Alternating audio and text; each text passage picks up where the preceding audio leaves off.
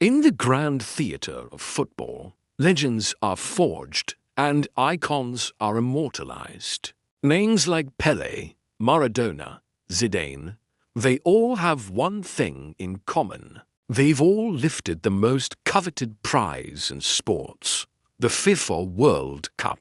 For decades, one name, arguably the greatest talent the game has ever seen, stood apart. He had conquered every peak in club football, mesmerized millions with his God-given talent.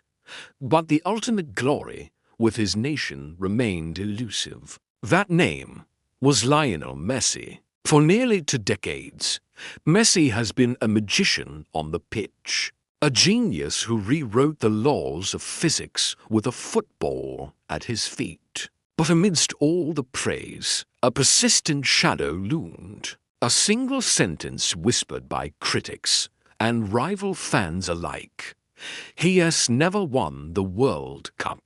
It was the one asterisk next to an otherwise perfect career. Then came the winter of 2022 in Qatar, a tournament that would not just decide a winner, but would also stage the most epic, most emotional redemption story football has ever witnessed. This is the story of how the greatest of all time finally completed football. But before the sold-out stadiums, before the endless accolades, before the 7 Ballon d'Or awards that preceded this triumph, there was just a small boy in Rosario, Argentina. Lionel Andres Messi was born in 1987 to a working-class family. From his earliest days, his connection with the ball was innate, almost supernatural. He was different. He was also smaller than the other kids. This wasn't just a matter of late growth. At the tender age of 11, his family received devastating news. Doctors diagnosed him with a growth hormone deficiency. The treatment was expensive, costing hundreds of dollars a month, a sum his family simply couldn't afford. The dream of a little boy, a dream that held the hopes of a family, was on the brink of fading away before it could even begin. But greatness finds a way, and belief can move mountains. While clubs in his home country hesitated, one giant from across the Atlantic saw the spark. FC Barcelona. Their scout, Karls Rexic, was so convinced of Messi's prodigious talent that, with no official paper on hand, he famously drafted a contract on a simple paper napkin. That napkin became one of the most significant documents in sports history. Barcelona agreed to pay for his medical treatments and move his family to Spain. They invested in a boy. In return, that boy would give them everything. And so, the legend of La Pulga, the flea, began. Messi didn't just play for Barcelona. He became Barcelona. He rose through the famed La Masia Academy and exploded onto the world stage. With him at the heart of their attack, Barcelona entered a golden era. He won La Liga titles, not once or twice, but 10 times. He lifted the UEFA Champions League trophy 4 times. He scored goals that defied logic, provided assists that seemed to come from the future, and collected individual awards like they were souvenirs. The Ballon d'Or, the prize for the world's best player, became his personal property. He won it year after year, setting a record that seemed untouchable. He was, without a doubt, the king of club football. But every time he swapped the Blaugrana stripes for the Albiceleste of Argentina, the story changed. The crown felt heavier. The joy was replaced by immense pressure. For his country, heartbreak became a recurring theme. The 2014 World Cup in Brazil was supposed to be his moment. He was at the peak of his powers, leading Argentina brilliantly through the tournament, all the way to the final at the legendary Maracanã Stadium. His opponent, the formidable German machine. For 113 grueling minutes, the match was a tense, scoreless battle. One moment of magic, one goal, was all that stood between Messi and football immortality. But the goal came from the other side. Mario Götze broke Argentinian hearts. The final whistle blew. Germany were champions. The cameras captured a haunting image. A dejected Messi walking past the gleaming World Cup trophy. His eyes filled with a pain that every football fan could feel. The dream was so close, yet so far. Was he destined to be the king who could never conquer the world? This question followed him everywhere. He lost a Copa America final in 2015, another in 2016, after which a devastated Messi briefly announced his international retirement. The weight of a nation was crushing him. He returned, but the ghosts of the past lingered. The 2018 World Cup ended in a disappointing exit. As the years went by, the window of opportunity seemed to be closing. Fast forward to Qatar 2022. Messi was now 35 years old. He announced this would be his final World Cup. It was his last dance, the last chance to claim the one prize that had eluded him. The narrative was set.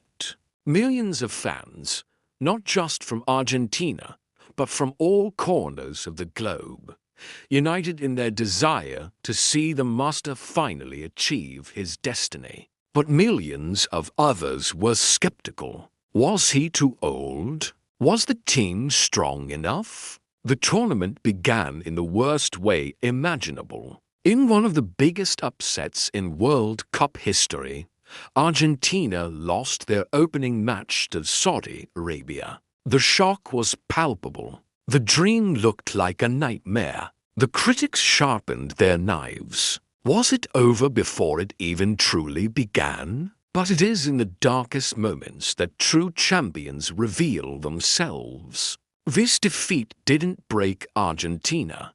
It forged them. From that moment on, something changed. A fire was lit. Led by Messi, they treated every subsequent match as a final. Against Mexico, with his team on the brink of elimination, Messi produced a moment of pure genius, a stunning long-range goal to break the deadlock and save his country. He scored against Australia. He delivered a masterful, otherworldly assist against the Netherlands. Goal by goal, match by match, he wasn't just playing, he was conducting an orchestra of destiny, dragging his team forward with sheer will and unparalleled brilliance. Argentina, the team that started with a stumble, was now in the World Cup final. And what a final it was!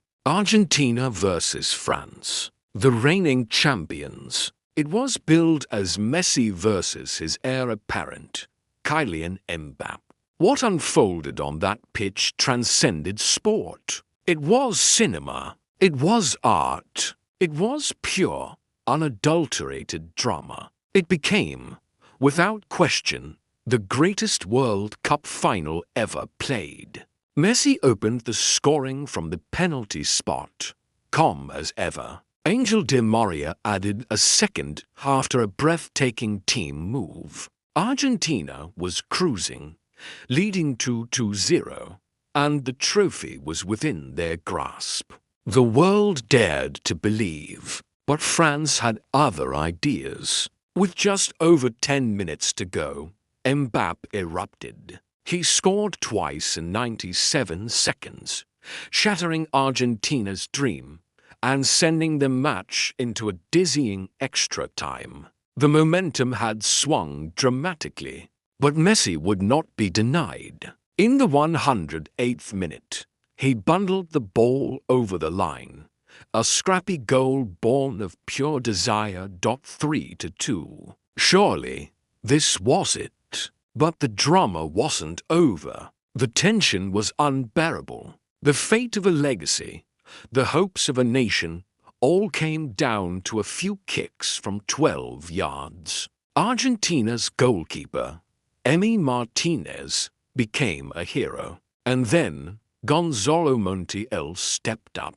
The world held its breath. He scored, and then chaos. Joy. Relief.